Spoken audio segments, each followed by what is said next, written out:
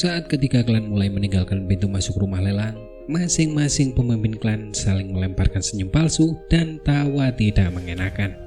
Saat mereka meninggalkan pandangan satu sama lain, jejak permusuhan dan ejekan muncul di wajah mereka. Ketiga klan itu berjalan dengan angkuh melintasi aula saat mereka pergi, dan setiap kali mereka lewat, orang-orang akan segera minggir.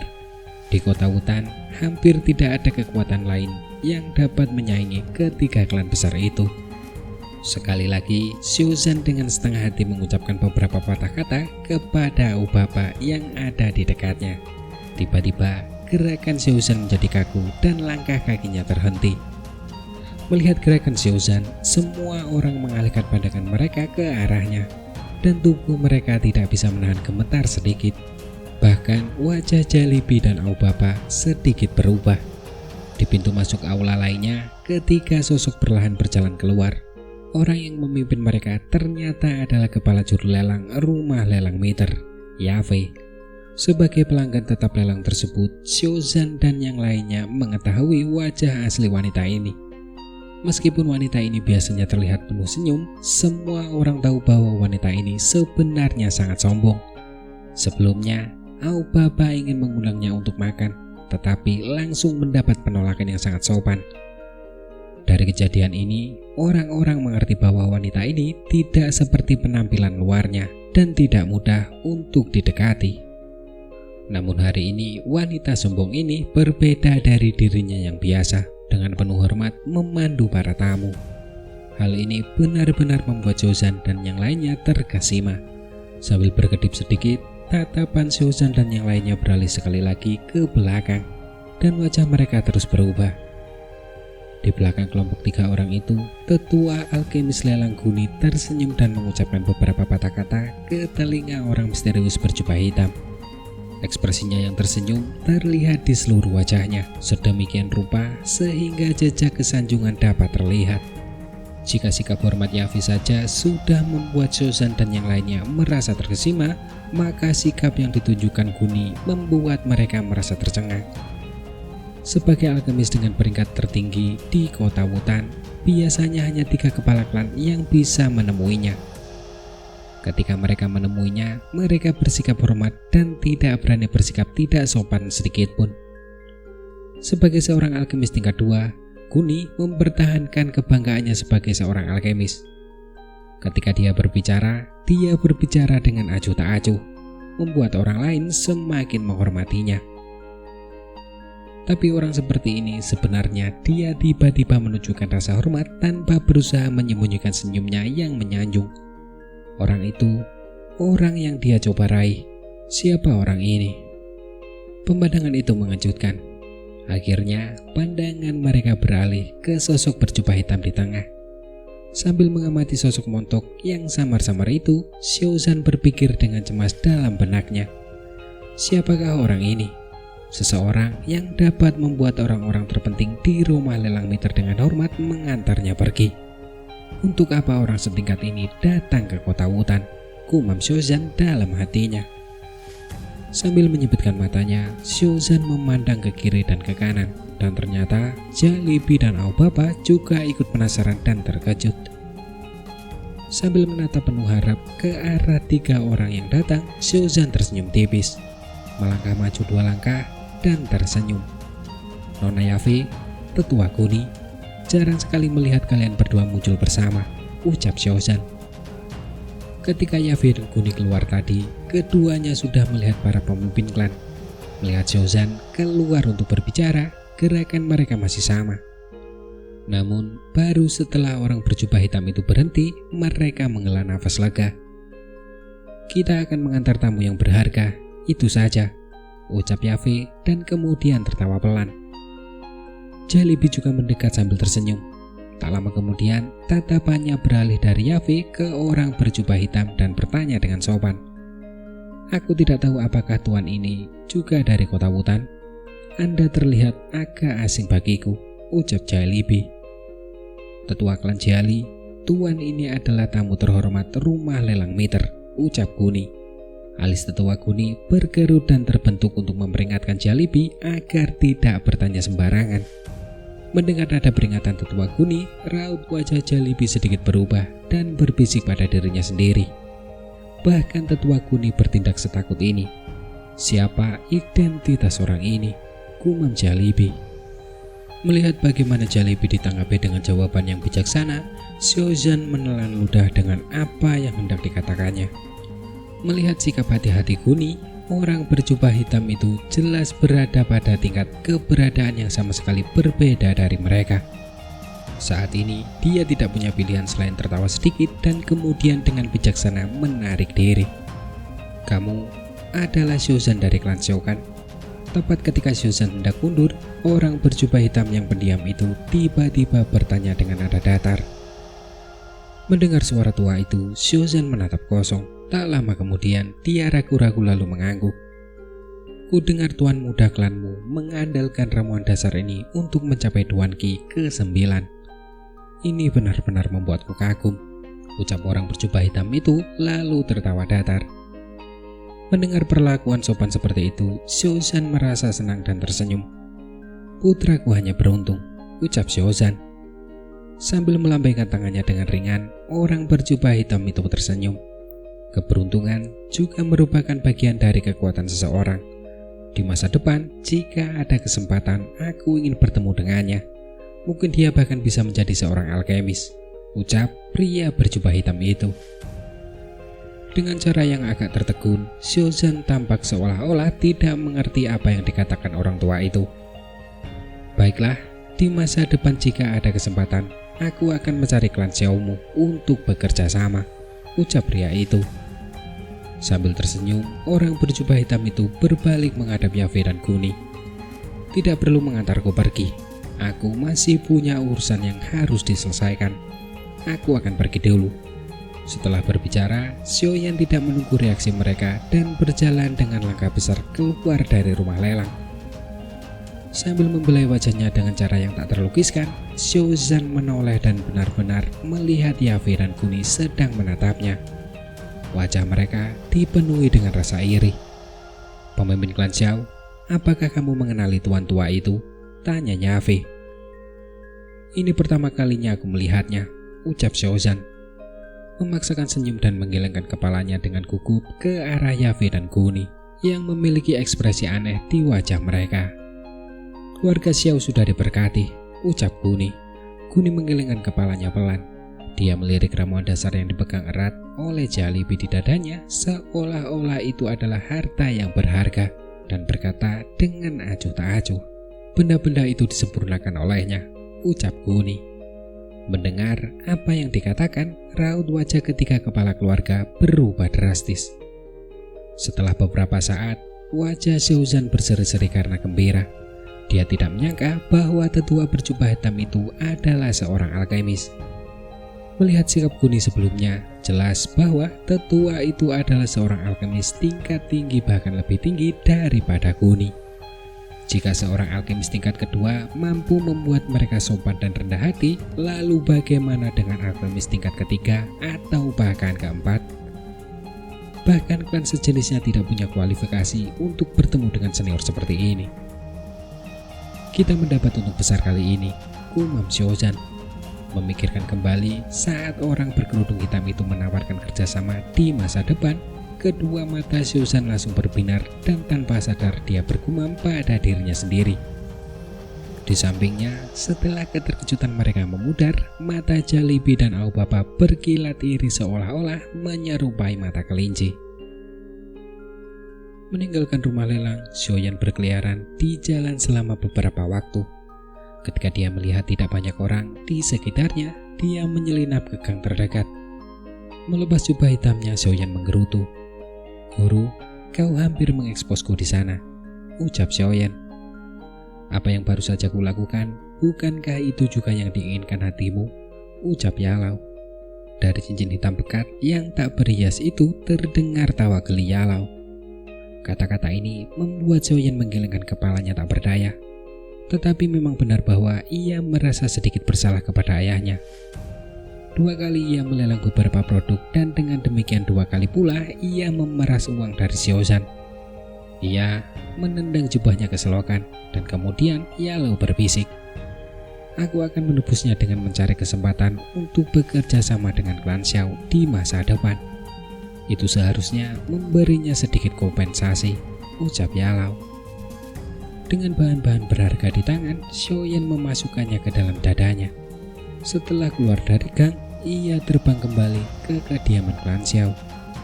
Karena Xiaozan dan kawan-kawan belum kembali, tempat itu terasa agak kosong. Para penjaga di gerbang melihat tuan muda klan Xiao yang sangat berbakat tidak berani menghalanginya. Melihat perilaku mereka, tuan muda itu tersenyum dan kemudian bergegas masuk. Dengan langkah cepat, Xiaoyan tiba di kamarnya dan mengeluarkan bahan-bahan dari dadanya. Dia memperlakukan bahan-bahan itu seperti orang yang menghargai dirinya sendiri. Sambil menanggupkan tangannya, dia mengambilnya dan menaruhnya di atas meja. Yang pertama adalah tanaman kuning layu dengan 5 daun hitam pekat. Itulah teratai daun tinta. Setiap daun melambangkan usia 10 tahun. Buah berbisa ular berbentuk bulat dan sebesar setengah kepalan tangan. Jika buah berwarna hijau tua ini ditaruh di bawah hidung, orang akan mencium aroma asam manis. Buah berbisa ular cukup langka, hanya ditemukan di dekat sarang binatang ajaib ular tingkat 5 atau lebih. Karena buah ini terkait dengan ular, unsur yin dingin pada buah ini melimpah dan sebagai hasilnya, buah ini sering digunakan sebagai mediator untuk efek obat. Rumput pengumpul roh. Meskipun sebagian besar tampak seperti rumput biasa, memiliki cahaya kuning kecil di ujungnya. Semakin kuat cahayanya, semakin murni energi rumput tersebut. Inti sihir atribut air peringkat 2 memiliki warna biru kehijauan yang pekat.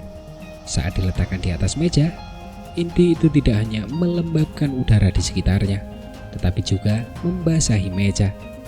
Tak perlu dikatakan lagi, sifat air dari inti itu terbukti. Setelah matanya menyapu semua bahan sekali lagi, Xiaoyan bertanya dengan nada rendah dan tidak sabar. "Guru, semua bahan sudah tersedia. Bisakah kita mulai memurnikannya?" ucap Xiaoyan. "Kenapa kamu tidak sabaran? Bahan-bahannya tidak akan tumbuh dan kabur. Kita tidak boleh diganggu saat memurnikan, di luar masih terang. Bagaimana kalau ada yang datang dan kita diganggu? Seseorang akan tahu tentangku dan bahan-bahannya akan terbuang sia-sia," ucap Yalau. Di dalam cincin, Yalau berbicara. "Akan lebih baik memurnikan di malam hari," ucap Yalau sekali lagi. Mendengar kata-kata ini, Xiaoyan menggelengkan kepalanya dengan lesu dan mendesah. Apalagi yang bisa dia lakukan selain menyembunyikan bahan-bahan di lemari, berbaring di tempat tidurnya, dan menunggu malam tiba. Setelah berbaring sekitar setengah jam, pintunya tiba-tiba ditendang terbuka. Sepasang kaki ramping dan seksi masuk. Ternyata itu adalah Xiaoyu. Dia mengamati ruangan dan melihat Xiaoyan sedang tidur siang. Kemudian dia berkata dengan dingin, "Tuan muda, makan malam tidak akan memakan dirinya sendiri. Apakah Anda berharap menerima undangan atau semacamnya?" ucap Xiaoyu. Proses Xiaoyan beralih dari mode tidur siang ke mode waspada penuh hanya berlangsung sebentar. Duduk tegak di tempat tidur, dia menatap Xiaoyu dengan linglung dan setelah beberapa saat, dia berkeringat dingin. "Untung saja guru tidak memulai proses pemurnian beberapa waktu lalu," ucap Xiaoyan. Memikirkan situasi bagaimana jika sampai ketahuan membuat hati Xiaoyan bergetar. Orang hampir bisa mendengar tegukan bergema di tenggorokannya. Namun setelah mengalihkan pandangannya ke Xiaoyu, dia mulai merasakan kemarahan mendidih dari dalam. Sudut mulutnya berkedut, lalu Xiaoyan menarik nafas panjang dan akhirnya tenang. Mengenai rasa takut yang dirasakannya beberapa saat yang lalu, itu berubah menjadi amarah. "Dasar bodoh, tahukah kamu apa itu sopan santun? Apakah kamu cukup pintar untuk masuk tetapi terlalu bodoh untuk mengetuk pintu? Di mana pendidikanmu?" ucap Xiaoyan. Ini adalah pertama kalinya Xiaoyu melihat Xiaoyan yang tampak marah dan sebagai hasilnya, dia hanya bisa melihat seperti orang bodoh. Serangkaian makian verbal menyebabkan wajah menawannya menjadi pucat, dan pada saat yang sama dia menggigit gigi peraknya. Kemudian sepasang kaki seksi itu bergerak, bahkan menyerbu lantai, langsung ke arah Xiaoyan. Bajingan kecil, aku menendang pintumu. Jadi kenapa? Mulai sekarang, aku akan menendangnya setiap hari, ucap Xiaoyu. Dengan Xiaoyu yang menyerangnya, dengan maksud ingin memberinya pelajaran, wajah Xiaoyan pun pucat pasi. Dia mengangkat telapak tangannya dan mengepalkannya. Telapak penghisap. Kekuatan hisap yang kuat menyerbu ke arah telapak tangan Xiaoyan, menyebabkan penyerangnya berusaha berhenti tepat di depan tempat tidur, malah mendarat di atasnya. Setelah mencapai 9 Duan Qi, daya hisap telapak tangan penghisap Xiaoyan meningkat pesat. Beberapa hari yang lalu, memindahkan berat tubuh seseorang sungguh tak terduga, tetapi sekarang hal itu sangat mungkin. Meskipun Xiaoyan sedikit terkejut dengan peningkatan khasiatnya, perasaan itu tidak bertahan lama dan dengan cepat berubah menjadi kemarahan. Dengan membalikkan tubuhnya, dia berhasil menundukkan sepasang kaki seksi itu, dan tak lama kemudian dia dengan kejam menekan pantatnya ke perut yang rata dan halus seperti batu giok. Lalu dengan cepat membungkuk untuk menekan kedua tangannya untuk menahan tangannya. Sekali lagi, mendapati dirinya dalam posisi memalukan seperti itu dengan Xiaoyan membuat Xiaoyu merasa sedikit linglung. Setelah beberapa saat, wajah yang menarik itu memerah dengan cara yang sangat memikat dan pergumulan yang hebat pun terjadi. Xiaoyu sekali lagi menggigit gigi peraknya, mengumpat dengan marah. Bajingan kecil, pergilah, ucap Xiaoyu. Karena kesulitan untuk mengunci kedua telapak tangannya, Xiaoyan juga merasa cukup lelah. Di awal pertarungan berikutnya, dia tiba-tiba menyerah dan menarik telapak tangan Xiaoyu, menyebabkannya terjungkal. Setelah terbalik, punggung Xiaoyu melengkung sementara kaki yang panjang terrentang di atas tempat tidur.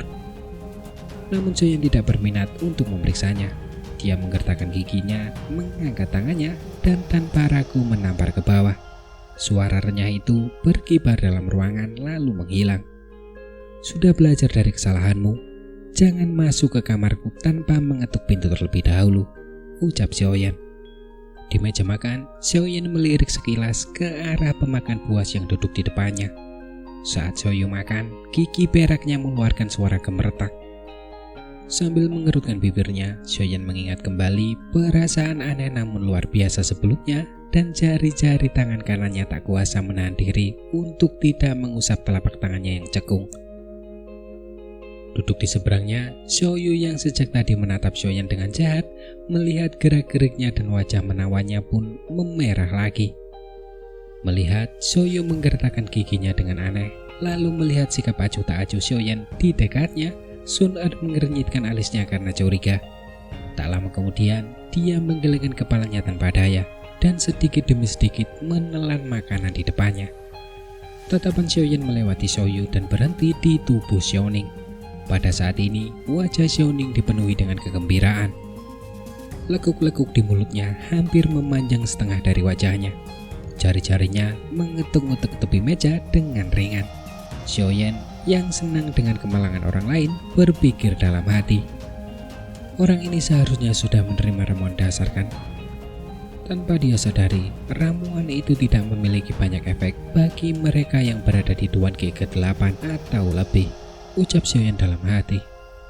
Sambil tertawa pelan, pandangan Xiaoyan menyapu sekeliling dengan agak bosan. Melihat ayahnya yang tersenyum, hatinya menjadi bingung. Makan bersama keluarga bukankah hanya diadakan pada hari libur tertentu? Apa yang harus dirayakan hari ini? Mungkinkah menghabiskan banyak uang untuk membeli ramuan dasar merupakan acara yang layak dirayakan? Gumam Xiaoyan dalam hati. Membiarkan imajinasinya menjadi liar, Xiaoyan tentu saja tidak tahu bahwa acara makan bersama keluarga ini disebabkan oleh perkataan yang diucapkan oleh orang misterius berjubah hitam tentang kerjasama dengan klan Xiao jika ada kesempatan. Bekerja sama dengan alkemis tingkat kedua atau lebih tinggi akan menghasilkan keuntungan yang akan membuat mata kebanyakan orang merah karena iri. Bahkan mungkin saja keluarga itu bisa naik pangkat, naik lebih tinggi dari dua keluarga besar lainnya. Jadi, tidak mengherankan jika ayahnya yang biasanya tenang dan kalem itu akan sangat bahagia. Dan bagi beberapa tetua lainnya, mereka bahkan lebih bahagia lagi, membuatnya menyeringai lebar. Melihat mata tua mereka yang setengah tertutup, jelas bahwa keberuntungan yang jatuh dari langit ini membuat mereka agak linglung. Suasana pesta di jamuan makan bersama perlahan memudar dan setelah melihat lambaian perpisahan dari ayahnya, Xiaoyan segera berdiri dari kursinya. Ia kemudian bergegas keluar dari aula dan langsung menuju kamarnya. Tidak lama setelah Xiaoyan pergi, Xiaoyu mengatupkan giginya dan mengejarnya tetapi tidak menemukan satu pun bayangannya. Tak berdaya, dia hanya bisa menghantamkan kakinya dengan kebencian dan pergi dengan hati yang dipenuhi amarah. Kembali ke kamarnya dan setelah belajar dari pengalaman pribadinya sendiri, Xiaoyan belum meminta Yalau untuk segera memurnikan obatnya. Setelah menutup pintu dan jendela, dia dengan malas berguling ke tempat tidurnya dan merasa pusing, lalu tertidur. Larut malam, setelah semua orang tertidur, berbaring di tempat tidur, Xiaoyan membuka kedua matanya. Dia dengan bersemangat melompat dari tempat tidur dan mengeluarkan bahan-bahan yang tersembunyi dari lemari. Dengan hati-hati meletakkannya di atas meja, dia menoleh. Melihat ke arah Yalau, hantu yang melayang satu kaki dari tanah, Xiaoyan dengan lembut bertanya, "Guru, kau sudah siap sekarang kan?" ucap Xiaoyan. "Akhirnya kau belajar untuk sedikit berhati-hati. Memurnikan pil membutuhkan lingkungan yang sangat tenang. Jika aku terganggu, konsekuensinya akan sangat parah. Saat ini, aku tidak akan merasakan kerusakan balasan. Tetapi nanti, saat kau mulai mempelajari alkemia, jika kau terus roboh, maka aku khawatir kau akan kehilangan nyawamu sedikit lebih cepat daripada nanti," ucap Yalau yang kemudian berjalan ke salah satu sisi meja dan dengan lembut menyentuh setiap bahan dengan telapak tangannya yang seperti hantu. Menganggukkan kepalanya sedikit, nada suaranya yang datar membawa sedikit ketegasan. Sambil menundukkan kepalanya karena malu, Xiaoyan menganggukkan kepalanya saat menerima instruksi tersebut.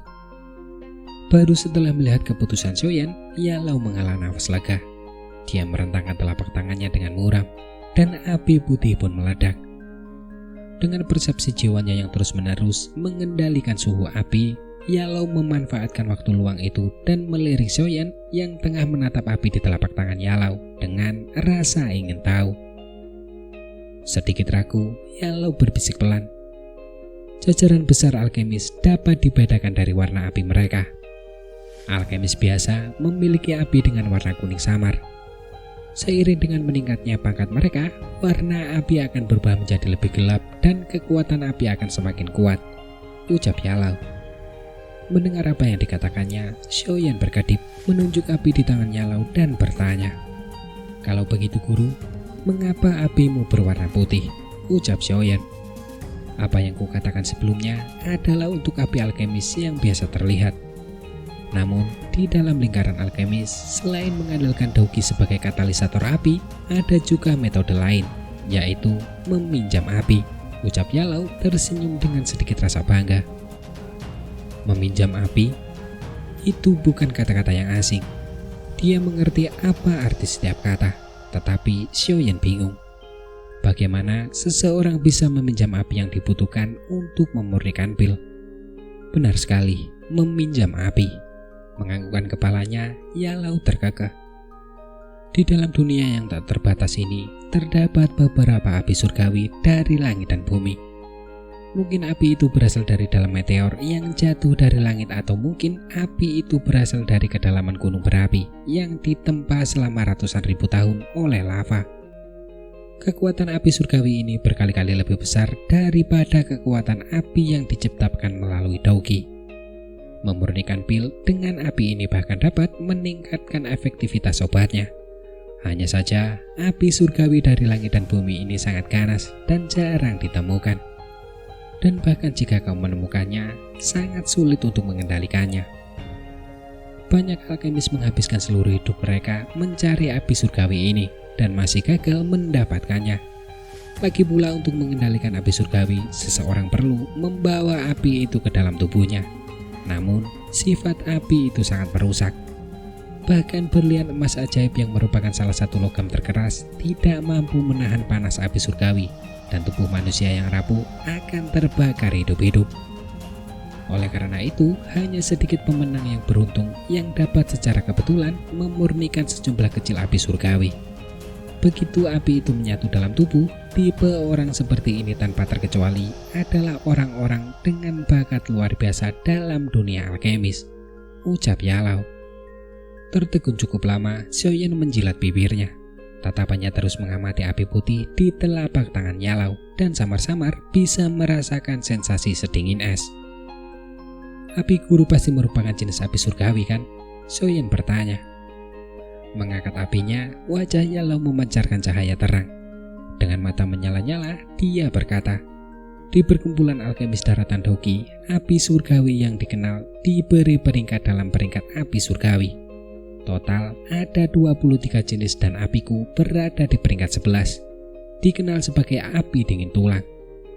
Jenis api surgawi ini hanya muncul setiap 100 tahun ketika gerhana terjadi di persimpangan dingin ekstrim dan yin ekstrim, ucap Yalau. Api dingin tulang, ucap Xiaoyan. Tanpa berkedip, Xiaoyan menatap nyala api putih yang berkobar itu dan bergumam pelan pada dirinya sendiri.